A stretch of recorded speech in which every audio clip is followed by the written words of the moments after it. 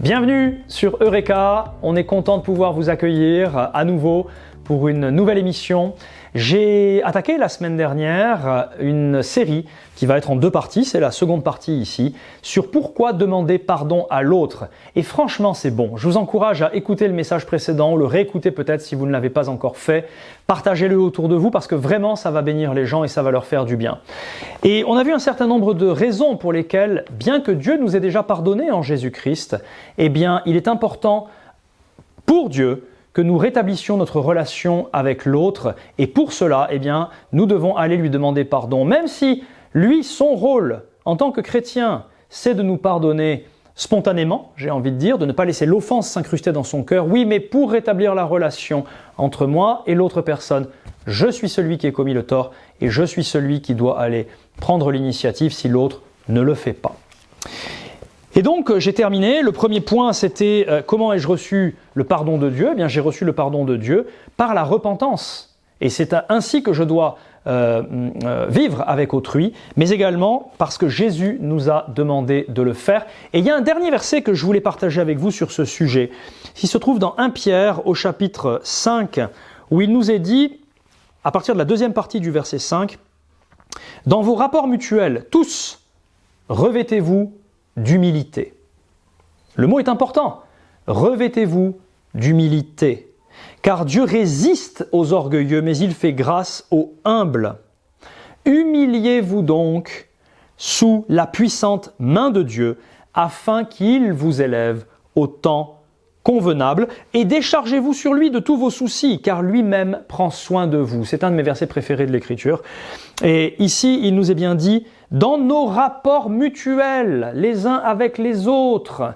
Trop souvent, le chrétien s'intéresse à sa relation verticale avec Dieu, alors que le Seigneur ne cesse de nous demander de regarder à notre relation horizontale avec les autres. Et Paul nous avait dit d'être en paix autant que ça dépende de nous, avec tous. Mais ici, Pierre nous dit, dans vos rapports mutuels, revêtez-vous d'humilité. Et n'est-ce pas faire preuve d'humilité que d'aller demander pardon à l'autre en disant « j'ai commis une erreur ». Je me suis mal comporté, ou j'aurais dû faire du bien et je ne l'ai pas fait, et ma conscience me travaille. Gloire à Dieu lorsque la conscience nous travaille, mes amis. Pas lorsque le diable vient nous condamner, mais lorsque la voix du Saint-Esprit travaille notre cœur en disant « tu as besoin de redresser une situation là, et je te demande de le faire ». Alors dans ces conditions, nous nous revêtons d'humilité, parce que Dieu fait grâce à ceux qui sont humbles, mais il résiste à ceux qui sont orgueilleux. Et lorsque l'on s'humilie sous la puissante main de Dieu, il nous élève au temps convenable. Et nous pouvons nous décharger sur lui de tous nos soucis, car lui-même prend soin de nous. Mais si nous refusons de nous décharger, de faire preuve d'humilité et d'aller demander pardon aux autres, il va être très difficile pour nous de nous décharger sur lui de tous nos soucis, parce que le Seigneur va constamment nous renvoyer vers l'autre. Bien.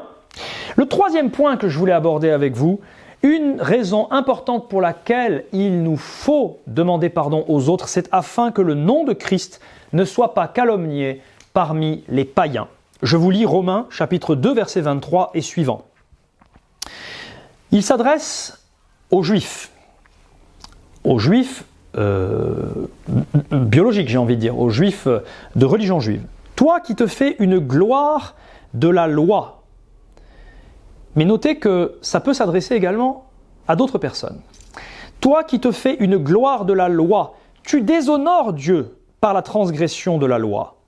Car le nom de Dieu est blasphémé parmi les païens à cause de vous, comme cela est écrit. La circoncision, dit Paul, est utile si tu mets en pratique la loi. Mais si tu transgresses la loi, ta circoncision devient incirconcision. Si donc l'incirconcis observe les ordonnances de la loi, son incirconcision ne sera-t-elle pas tenue pour circoncision ? L'incirconcis de nature qui accomplit la loi ne te condamnera-t-il pas, toi qui la transgresses, tout en ayant la lettre de la loi et la circoncision ? Et Paul dit quelque chose de très fort. Il dit le juif, ce n'est pas celui qui en a les apparences. Et la circoncision, ce n'est pas celle qui est visible dans la chair. Mais le juif, c'est celui qui l'est intérieurement. Et la circoncision, c'est celle du cœur, selon l'esprit et non selon la lettre.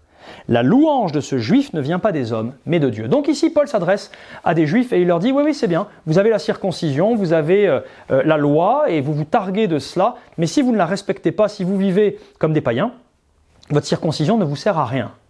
Et à cause de cela, parce que vous vous targuez de ces choses-là mais que vous ne les mettez pas en pratique, les païens blasphèment le nom de Dieu en disant « mais qu'est-ce que c'est que leur Dieu ? C'est ça leur Dieu, mais c'est… » Et ils calomnient le Seigneur. Question. Pourrions-nous être concernés par ce passage en tant que chrétiens ? J'affirme que oui.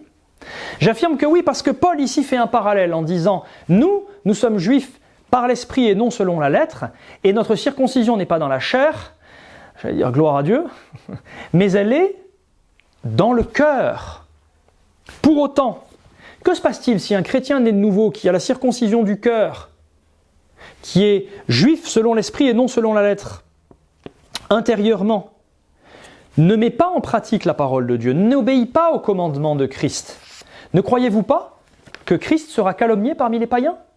Ce reproche que Paul faisait aux Juifs ici et que les païens faisaient aux Juifs de l'époque, ne pourrait-on pas les faire aux chrétiens d'aujourd'hui, de nos contemporains ? Absolument, absolument. Tout comme les Juifs dans la chair cités par ce passage, nous, circoncis de cœur, devons par notre attitude mettre en pratique la loi de Christ, c'est-à-dire la loi de l'amour.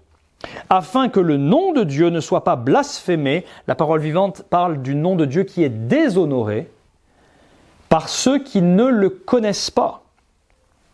Nous devons marcher dans l'amour. Or, l'amour ne cherche pas son intérêt propre avant tout, mais il cherche aussi l'intérêt de l'autre. Je vous renvoie dans 1 Corinthiens 13 et Philippiens chapitre 2 verset 4 à ce sujet. Je dois marcher selon la loi de l'amour. L'amour cherche l'intérêt de l'autre et non pas le sien uniquement. Très bien. Dans ces conditions-là, afin que le nom de Christ ne soit pas calomnié, il est sage, il est bon, il est juste d'aller demander pardon à autrui lorsqu'on a commis le mal ou lorsqu'on n'a pas commis le bien qu'on aurait dû faire. Absolument. Et enfin, un dernier point, une dernière raison pour laquelle il importe de demander pardon à l'autre, c'est tout simplement de restaurer la relation et la confiance. Restaurer la relation et la confiance. Matthieu chapitre 18, verset 15. Jésus s'adresse à nous. Et que dit-il ? Si ton frère a péché, va et reprends-le entre toi et lui seul. S'il t'écoute, tu as gagné ton frère. Mais s'il ne t'écoute pas, prends avec toi une ou deux personnes afin que toute l'affaire se règle sur la déclaration de 2 ou 3 témoins. S'il refuse de les écouter, dis-le à l'Église. Et s'il refuse aussi d'écouter l'Église, qu'il soit pour toi comme un païen et un publicain. Voyez-vous, pardon et réconciliation sont 2 choses différentes.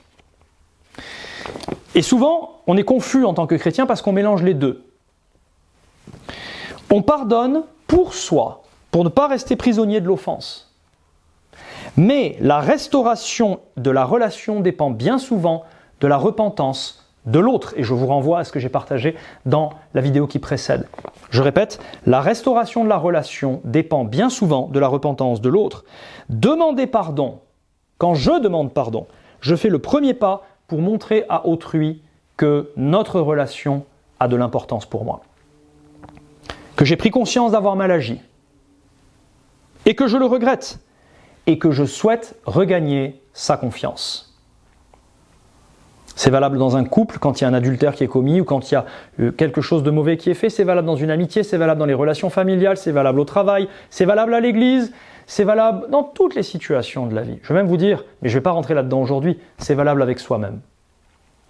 Il importe de demander pardon quand on sait qu'on a commis le mal parce que ça permet d'aplanir les sentiers, ça permet de relever les vallées, ça permet de niveler le terrain et d'enlever les obstacles pour, de nouveau, pas forcément du jour au lendemain, c'est une réalité, mais faire un pas après l'autre, chemin l'un vers l'autre de manière à pouvoir restaurer la relation entre nous.